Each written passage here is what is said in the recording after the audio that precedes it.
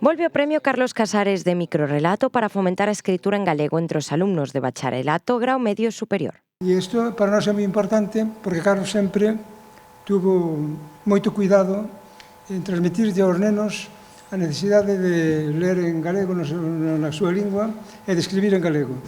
E o microrrelato é unha fórmula moi boa para que os nenos se podan enganchar a escribir en galego. Esperemos que isto se faga efectivo e que sexan moitos os nenos que participen, nenos e nenas, que participen nesta convocatoria.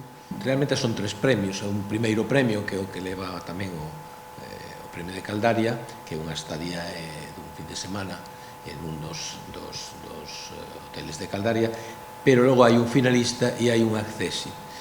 Todos teñen libros, ou un lote de libros, e os dous que non teñen o seu accesi e o finalista teñen un cheque por un valor que está nas bases para que canjeable por libros ou por papelería en calquera das librerías da provincia de Ourense.